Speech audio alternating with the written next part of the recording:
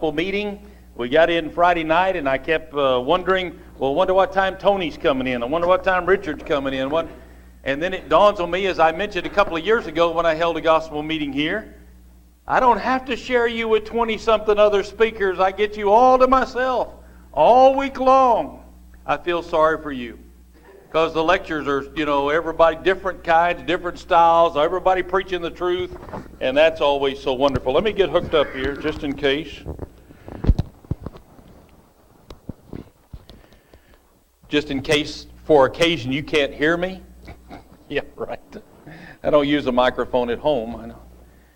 But in order to get things recorded and all that good stuff, I want to say more about how thankful I am to be with you, but I want to save that for later. I want to get right into the Bible class. Be turning in your Bibles to 1 Chronicles, way back there in the Old Testament. 1 and 2 Samuel, 1 and 2 Kings, 1 and 2 Chronicles. Let's go to 1 Chronicles chapter 10. As we think about that, I want to make sure I'm working here.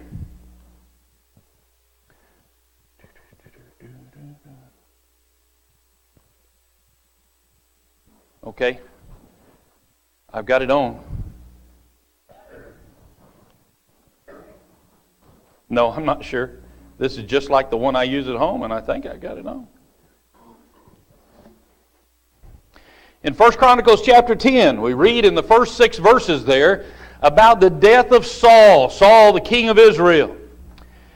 Saul goes into battle, and it's running sore oppressed. He gets shot, I believe, with an arrow, and he's afraid that he's going to get overtaken by the enemy, and no telling what they'll do to the king.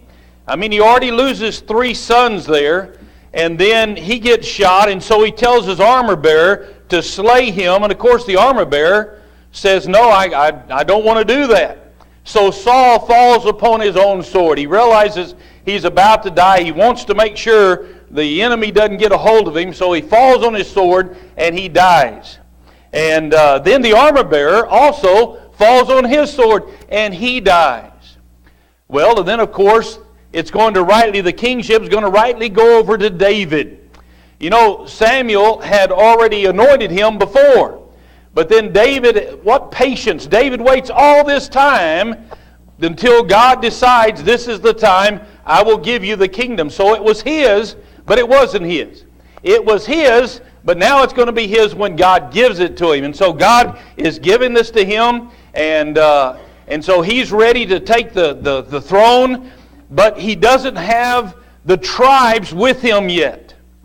And so as we then turn now to 1 Chronicles chapter 12, we're going to read about how the tribes start coming to David to become the soldiers in David's army. And this is real important, and ought to be important for us, because in Romans chapter 15 and verse 4 says the things of old were written for our learning. So when we study the Old Testament, it's for our learning, that we through patience and comfort of the Scriptures might have hope. I broke it, didn't I?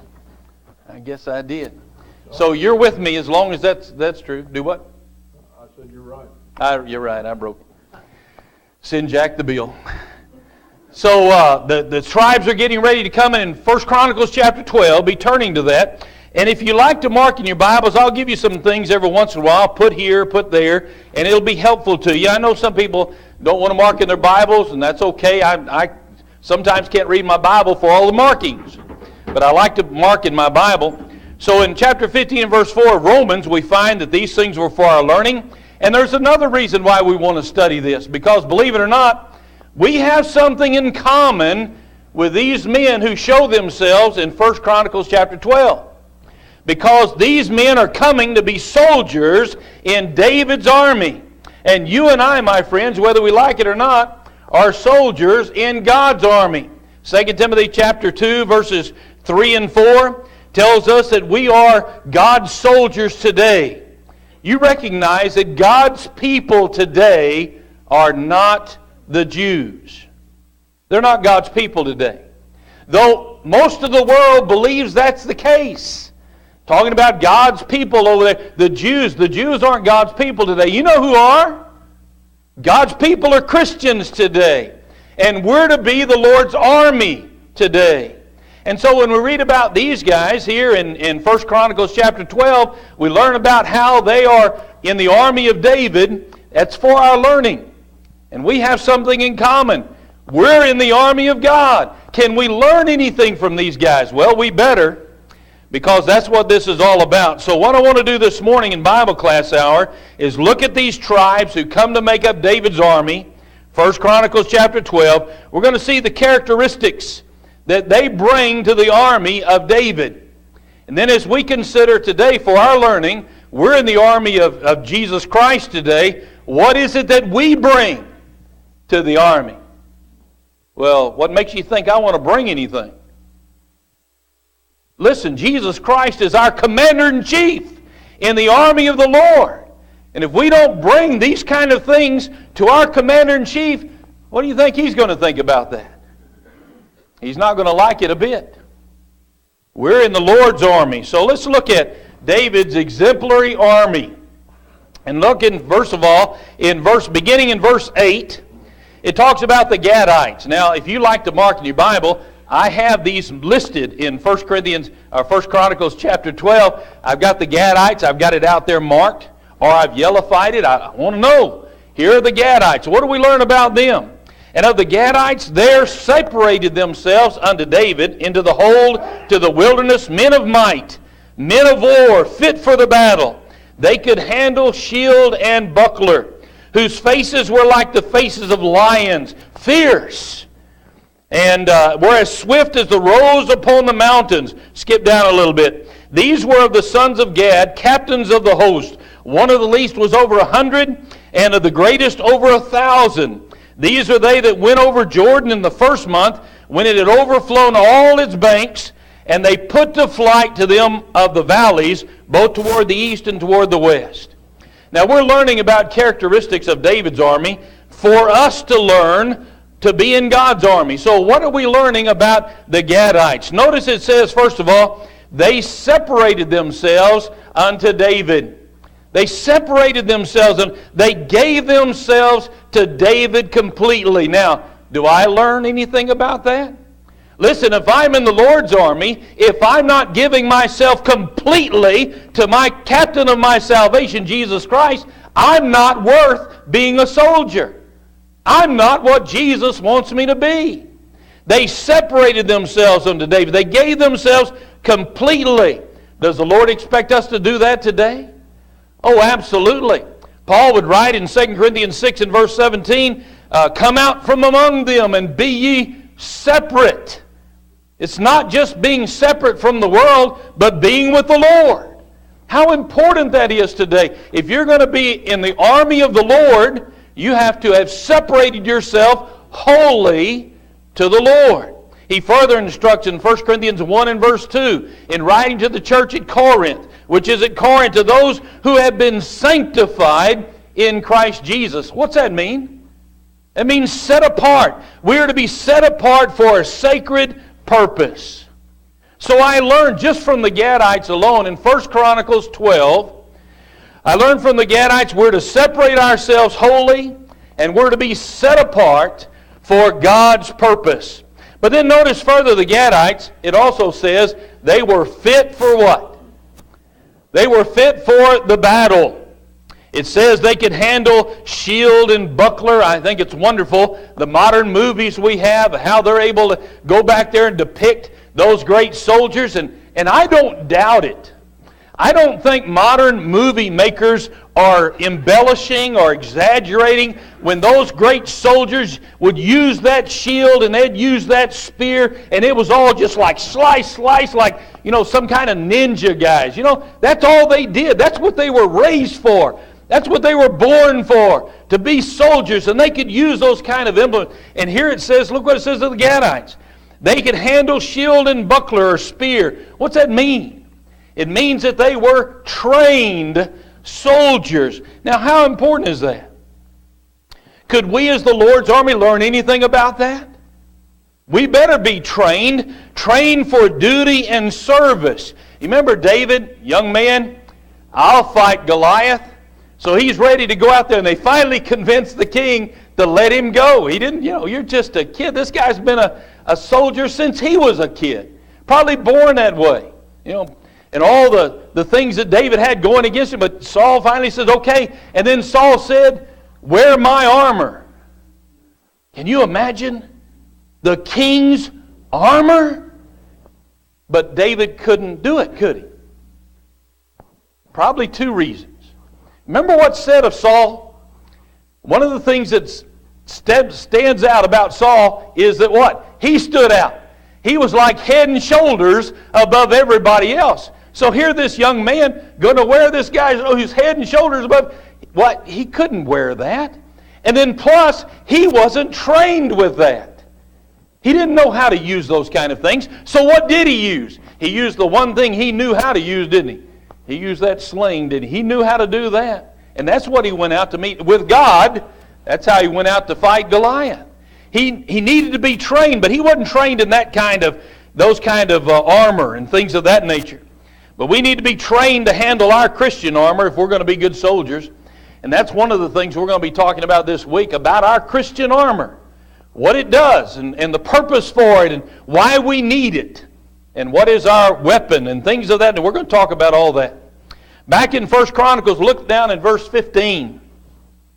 They fought all enemies that stood between them and David. Remember they crossed the Jordan when it was what? Flooded. I mean, it was over its banks. And they come and they got to cross the Jordan. Just think of all the excuses they could have said. That water's cold. Let's wait till later. The water will warm up. Didn't stop them, did it? It's over its banks. They're going to have to swim a little bit, and they've got armor. Didn't stop them, did it? What about this?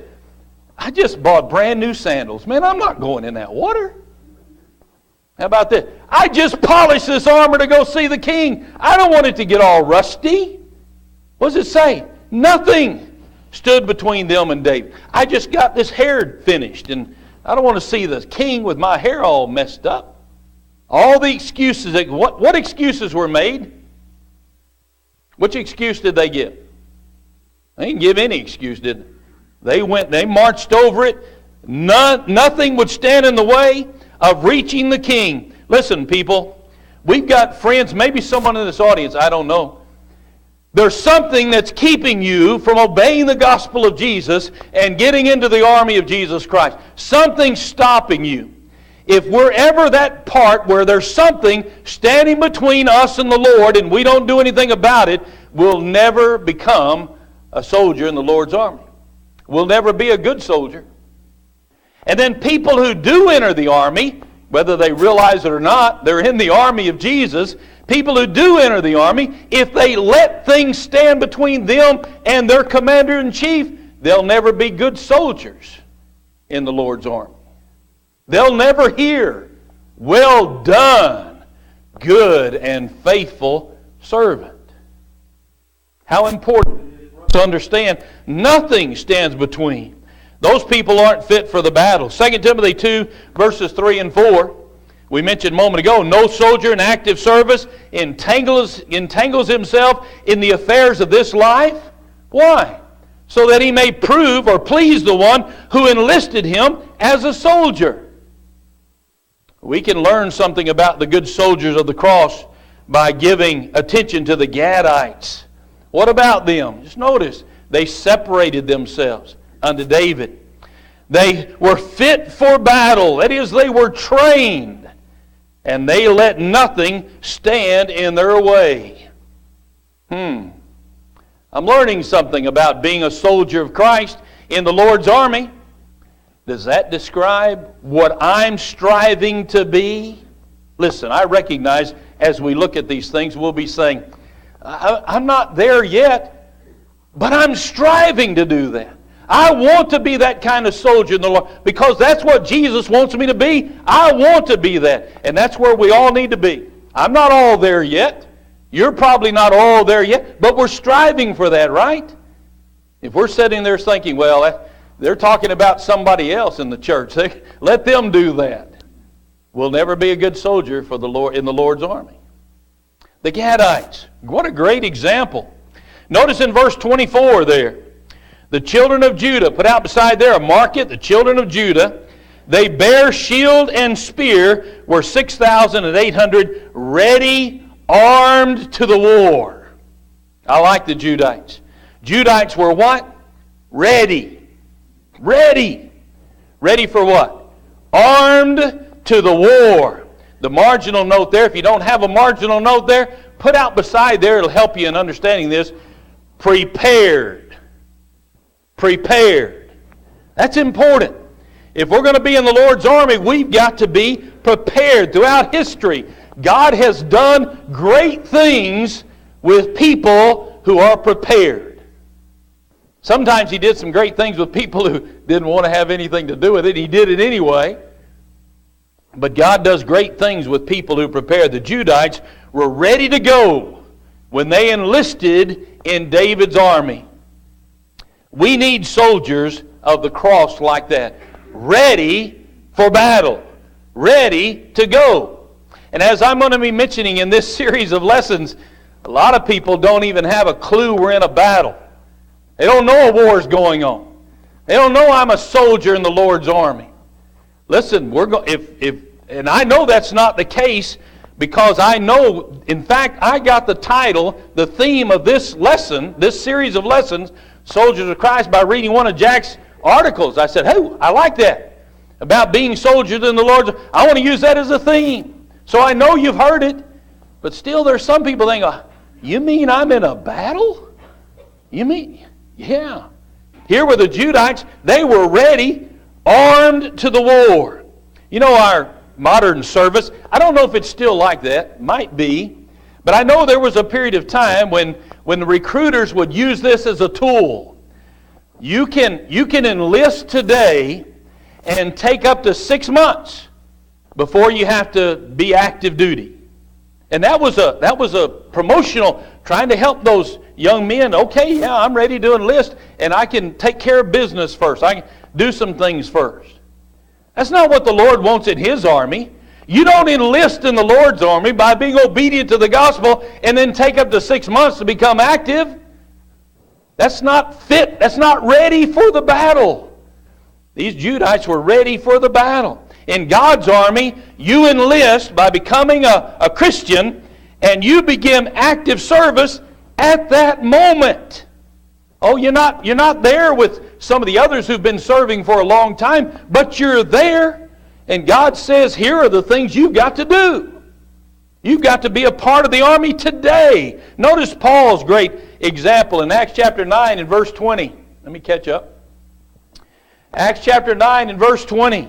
It says he was baptized, and immediately proclaiming Jesus in the synagogue that He's the Son of God. Now there's an example in it. He's baptized, and what's he doing? He's baptized, and he's already proclaiming Jesus as the Son of God. There's enlistment and active duty. God's not going to say, get some things taken care of before you get started as a... We enlist and we become active at the same moment. Are you ready for active duty in the army of God? Listen, the church needs people who are ready for every good work. Titus chapter 3 and verse 1. Brethren, we learn from the Judites to be what? To be ready soldiers, to be prepared. Does that describe me? Well, let's continue. Look down in verses 16 through 18. We find an interesting story here. If you don't pay attention, you might not understand what's going on. But as we talk about the tribe of Benjamin, we'll read in verses 16 through 18. Here in verse 17, we're told that David went out. Here comes the tribe of Benjamin, and David goes out to meet them and questions them why they're coming. Well, let's see. Go back to the Gadites. Did he question the Gadites? Did he question the Judites? No, he didn't. Why would he question those from the tribe of Benjamin? You remember what Saul was from? Saul was from tribe of Benjamin. David goes out to meet them and says, listen, are you coming out to fight me? Or are you coming out to join us? Why would he ask that question? Because these are Saul's brethren. Listen, when Saul died, one of Saul's people wanted to take over the throne. But it wasn't his. God says it was David's. So it's not unfathomable that David would go out and say, why are you coming to fight? Let me know your intentions. And so he questions them. It's because Saul was of the tribe. Amaziah was the spokesman for this tribe, and he assured David they wished him nothing but peace. And they said to him, they're ready to fight for David. Notice in verse 18, they said, thine we are. They surrendered themselves wholly to their new king, David. You think that was hard? It probably was, being from the tribe of Benjamin, Saul, who had the throne at one time. So now they gave themselves wholly to him. They surrendered to him. We sing the song on occasion, all to Jesus I surrender. Do you? What does God expect? Oh, it's okay. Don't give me all of it. You go ahead and save some for everything else you've got to do out there, just so I know you're somewhere near. Is that what Jesus says of us? When He says, seek first the kingdom of God and His righteousness, does He allow you to get taken care of all your business and do all, and just check in every once in a while? That'll be good. No. Notice of these tribe of men, thine we are. Can you truly say, as a congregation, the local army right here in Independence, thine we are? Is that your mindset? If not, you're not a good soldier of Jesus Christ. Notice also they said, we're on thy side. Now there's no question. David said, why are you coming out? There's a question. But we're on thy side. Now there's no question. Where they stood and what they stood for. That kind of soldiers needed today in the Lord's army are those who can sing and really mean it. I am on the Lord's side. Master, here am I. Sometimes too many won't let you know where they stand. You just can't put your finger on them. They're trying to straddle the fence. One of our favorites, Jay Yeager, I still use this. I remember him preaching it right up here. People who try to straddle the fence, they got just enough of the world in them. They like it. They got just enough of the church. They wouldn't be happy. They need the church too. And so they're straddling the fence. And Jay told that guy who was doing that, pick up one foot or the other. You're either in the world or you're in the Lord and His church. You can't straddle it. You can't be both. Sometimes people want to do that. You don't know where they stand. Was that true of the tribe of Benjamin? Thine we are. We're on thy side. It ought to be that when certain issues come up, you ought not have to wonder what side Christians stand on. When it comes to alcohol in your community, you ought not wonder, it'll really help taxes, and, there's lots of good things about it. A Christian will say, no, absolutely not. It's the work of the flesh. We don't want to have anything to do with it. Abortion, homosexuality, anything. You ought not have to question where a Christian stands. You ought to know, we're on thy side. How important that is. Look at verse 2, just a minute. Go back up to verse 2. It's mentioning there about the ones who come out. It says armed with bows and be able to use both the right hand and the left hand. How important that is.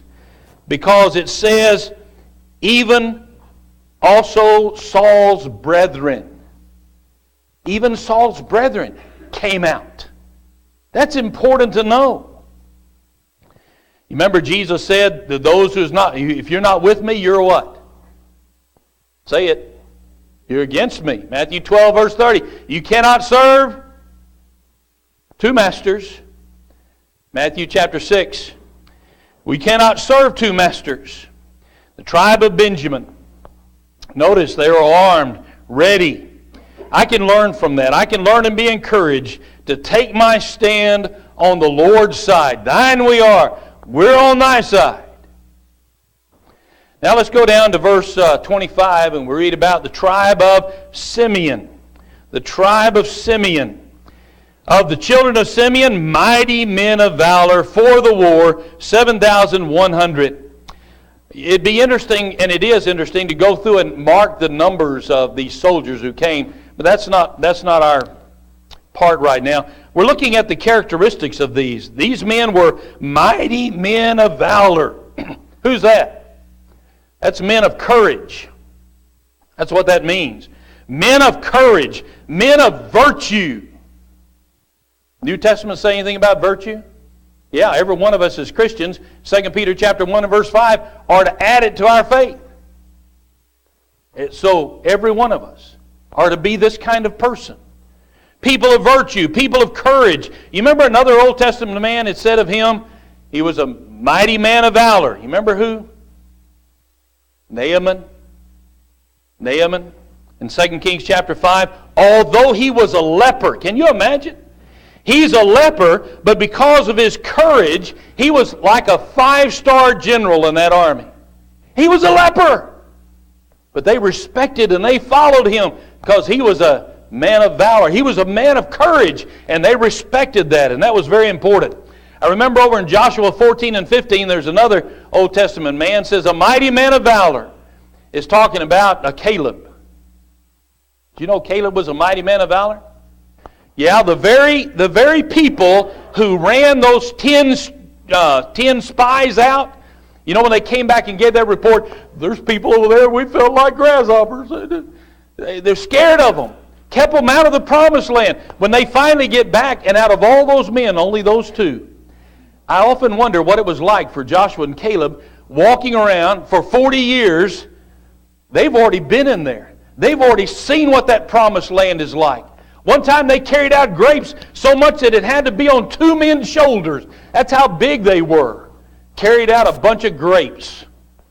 They've already been there. I can't wait to get back there. So they get their chance to go in there, and Caleb appears before Joshua and says, you remember what God said to us?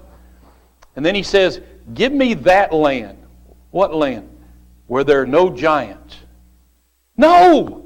Give me that land. What land? Where all the giants were. That's where we saw the giants. I want that land. Because just like I said in the very beginning, God's gonna deliver. God's going to take them down. And I want to be, that's what I want. A mighty man of courage. That was old Caleb. How important that is. The Lord's army needs soldiers of courage. Soldiers of courage and soldiers of virtue.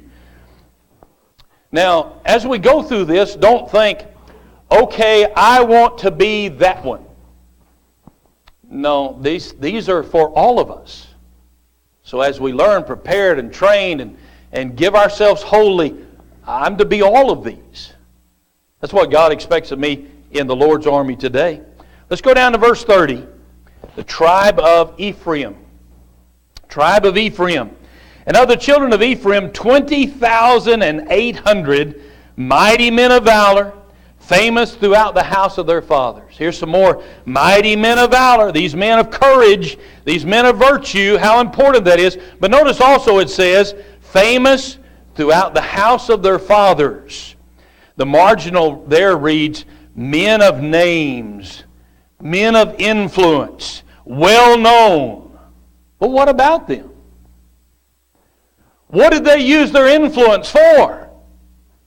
To fight in David's army? What do we need today?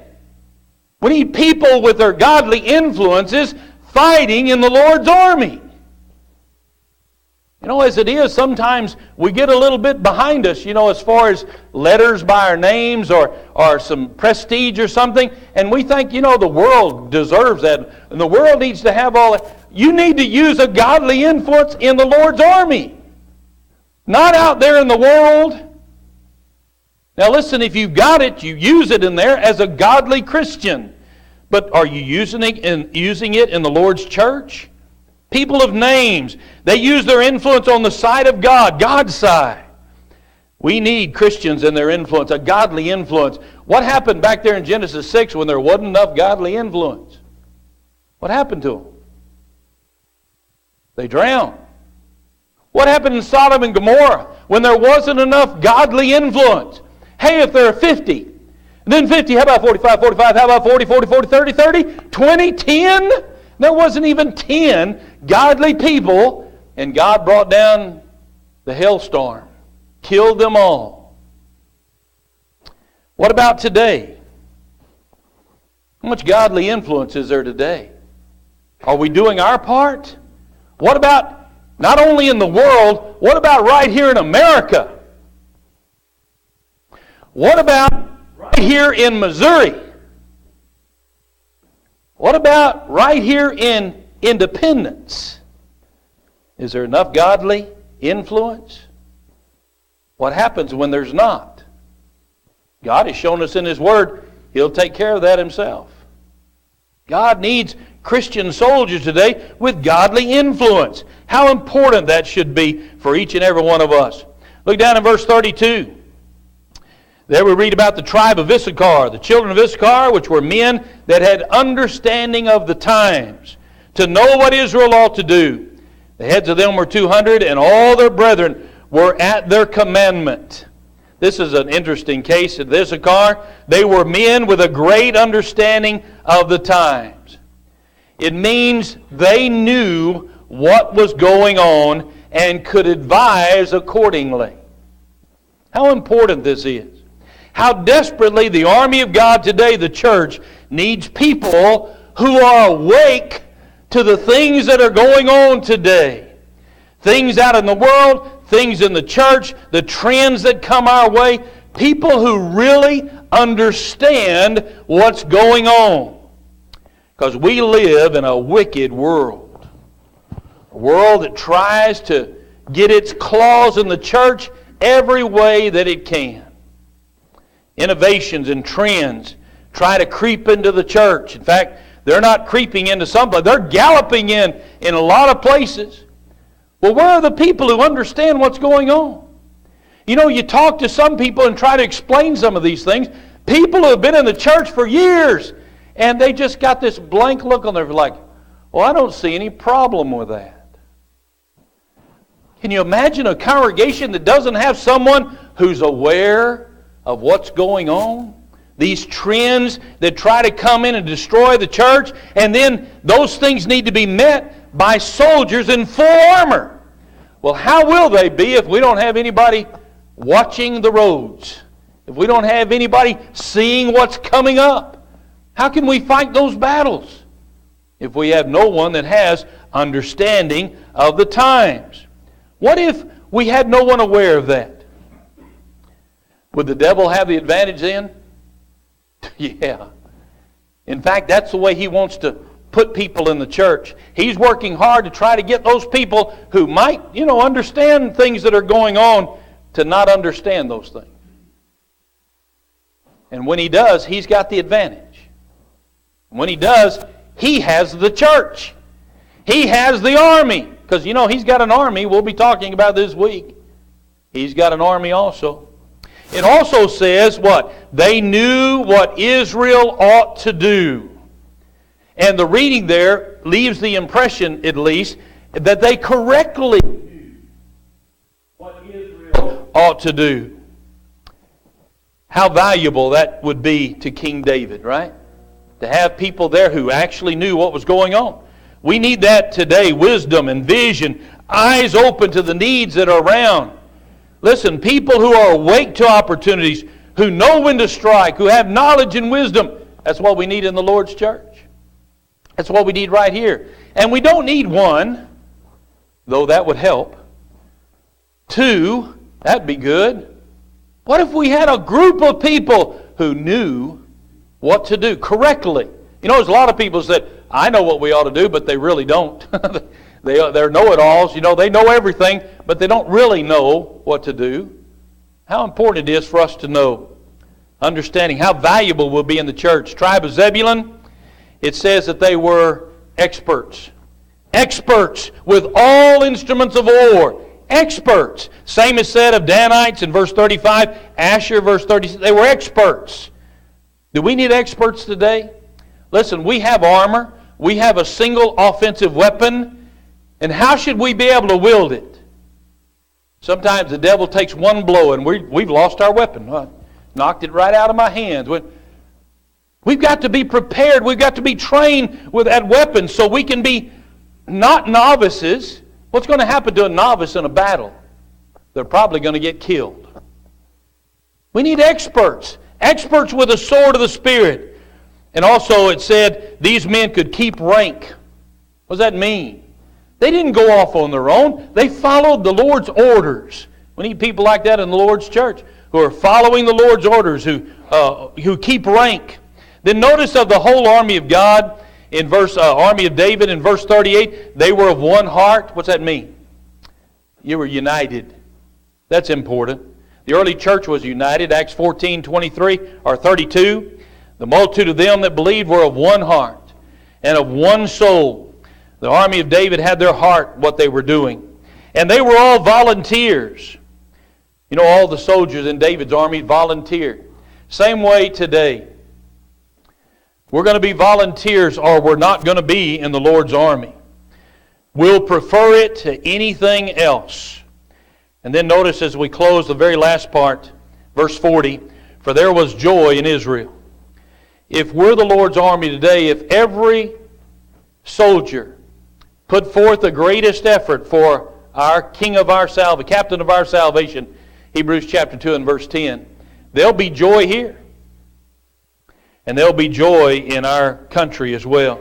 If the Lord's army were made up of soldiers like this, separated ourselves, trained soldiers, let nothing stand between us and our King, ready for active duty. Thine we are, we're on thy side. People of courage and virtue, good names throughout the community, understanding of the times with correct knowledge, experts with sword of the Spirit, keep rank, single-hearted, one purpose and one mind.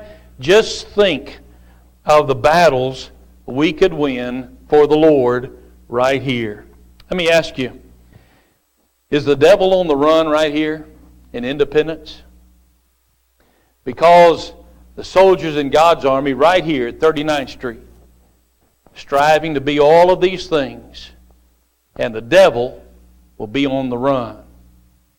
How about you? Are we that army?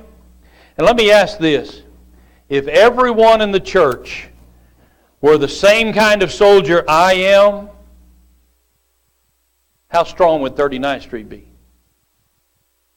Now, I want to ask you as a member, if everybody was as strong as you are, well, we recognize in every congregation there are strong and there are those who aren't as strong. But we're striving, aren't we? We want to be, because we want to be the soldiers God needs in this army. So how strong are we as a church if everybody was strong as I? Think about David's army. Think about this exemplary army. And then we're going to be carrying on with this idea throughout this series as we talk about soldiers of Christ, arise. It's time to arise. I hope you're looking forward to the rest of the series. Thank you so much.